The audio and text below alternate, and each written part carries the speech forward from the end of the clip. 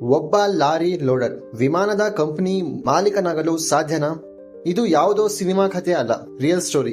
ಕಾನ್ವಾರದ ರಸ್ತೆಗಳಲ್ಲಿ tempo ಓಡಿಸುತ್ತಾ ಹೊಟ್ಟೆಪಾಡಿಗೆ loader ಆಗಿ ಕೆಲಸ ಮಾಡುತ್ತಿದ್ದ ಹುಡುಗ ಇಂದು ಆಕಾಶವನ್ನೇ ಆಳಲು ಹೊರಟಿದ್ದಾನೆ. ಇವರು ಸುಮ್ಮನೆ ಕೂರಲಿಲ್ಲ. ಮೊದಲು TMT ಬಾರ್ ಬಿಸ್ನೆಸ್, ಆಮೇಲೆ ಸಿಮೆಂಟ್, ನಂತರ ಸಾವಿರಾರು ಟ್ರಕ್ಗಳ ಸಾಮ್ರಾಜ್ಯವನ್ನೇ ಕಟ್ಟಿದ್ದರು. ರಸ್ತೆಯ ಮೇಲೆ ಗೆದ್ದ ಇವರಿಗೆ 4 ವರ್ಷಗಳ ಹಿಂದೆ ಆಕಾಶದಲ್ಲೇ ಹಾರುವ ಕನಸು ಹುಟ್ಟಿತ್ತು. ಏವಿಯೇಷನ್ ಬಗ್ಗೆ ಹಗಲು ರಾತ್ರಿ ಓದಿ ಸಾಧ್ಯವಾದದನ್ನು ಸಾಧ್ಯವಾಗಿಸಿದರು. ಇವರೇ ಶರಣ್ ಕುಮಾರ್ ಬಿಷ್ಣೋಯ್.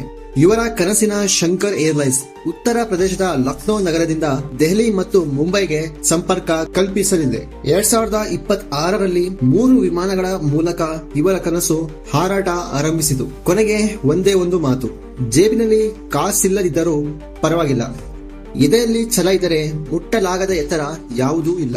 ಶೂನ್ಯದಿಂದ ಆಕಾಶದ ಎತ್ತರಕ್ಕೆ ಬೆಳೆದ ಇವರ ಸಾಧನೆಗೆ ಒಂದು ಲೈಕ್ ಮಾಡಿ.